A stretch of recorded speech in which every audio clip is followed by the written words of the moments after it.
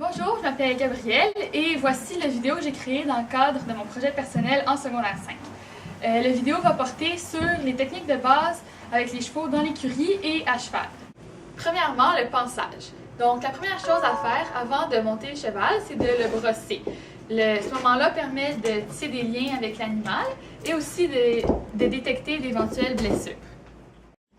D'abord, on utilise les trilles. En appliquant de la pression, passez les trilles sur toutes les parties charnues en effectuant des mouvements circulaires.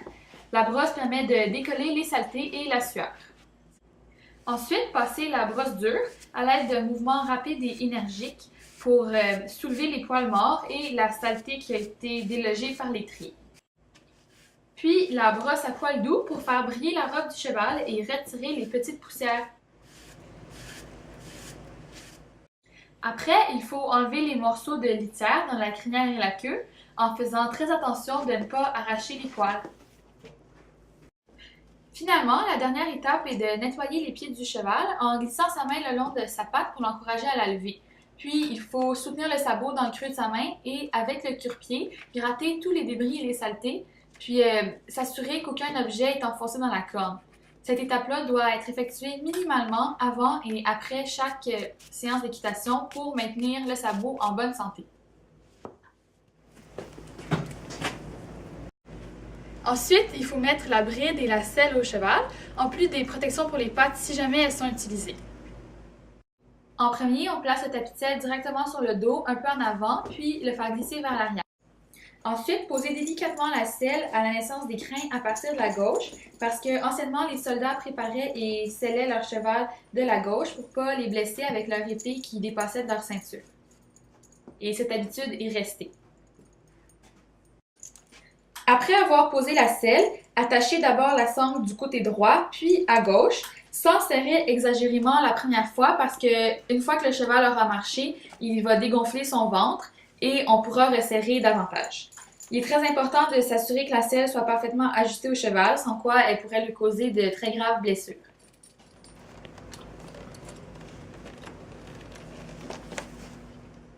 Si elles sont utilisées, mettez les guêtres à ce moment.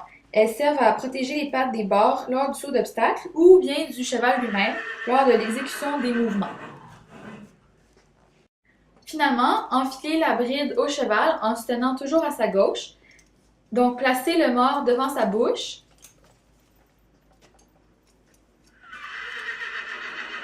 Et lorsqu'il l'ouvre, remontez la têtière et la passez derrière les oreilles. Ensuite, attachez toutes les boucles. Le cavalier devrait toujours utiliser le mors le moins sévère possible qui convient à sa monture parce que les chevaux ont tous un degré d'énergie différent.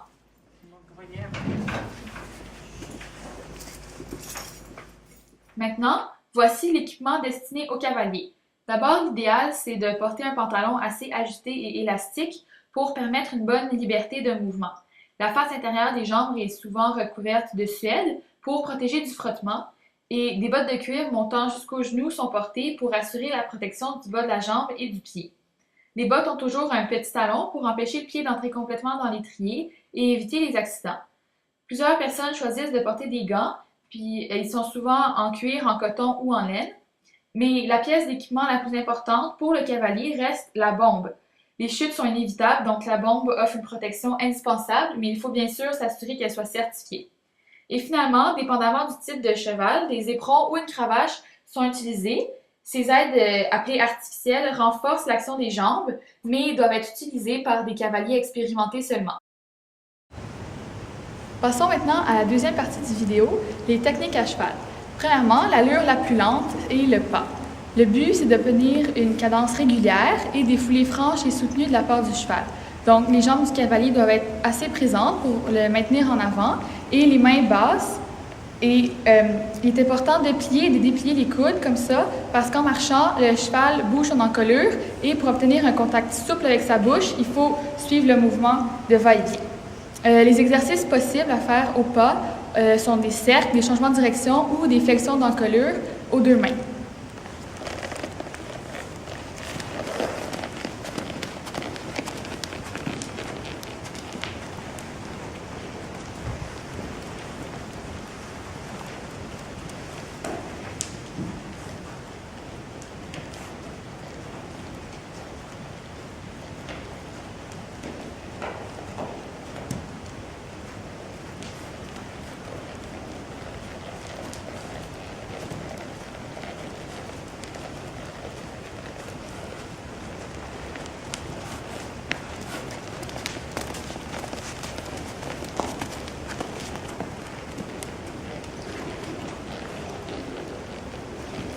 L'allure supérieure au pas est le trot, et les caractéristiques d'un bon trot sont une foulée égale et symétrique avec une bonne énergie et le cavalier décontracté.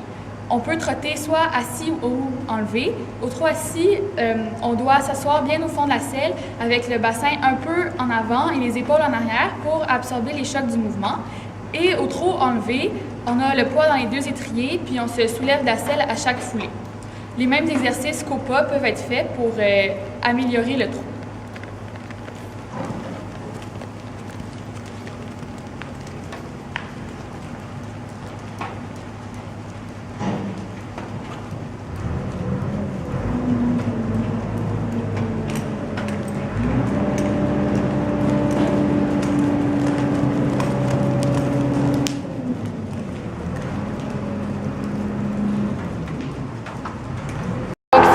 L'allure la plus rapide, c'est le galop. Pour effectuer des pas au galop, on doit reculer la jambe extérieure et garder l'intérieur au niveau de la sangle en effectuant une légère pression. Encore une fois, on recherche la régularité dans les foulées et la relaxation.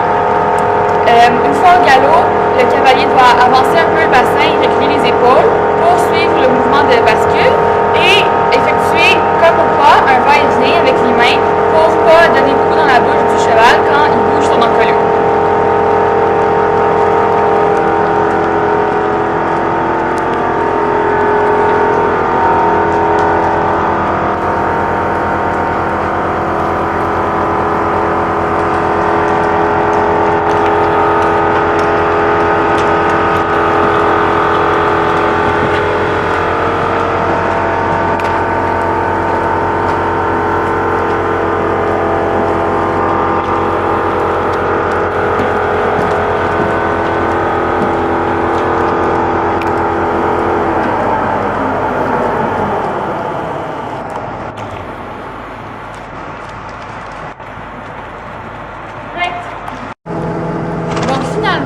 Pour les cavaliers plus expérimentés, il est possible de sauter. À l'obstacle, le cavalier doit se tenir le dos droit et la tête relevée, puis c'est bien important de regarder dans la direction du saut qu'on va prendre. Puis au-dessus de l'obstacle, il faut avancer les mains sur l'encolure, comme ça, pour permettre au cheval de s'étirer. Le poids est principalement dans les talons, avec la jambe bien collée au niveau de la sangle, et il faut que le cheval entretienne un rythme régulier en allant sauter sans se précipiter.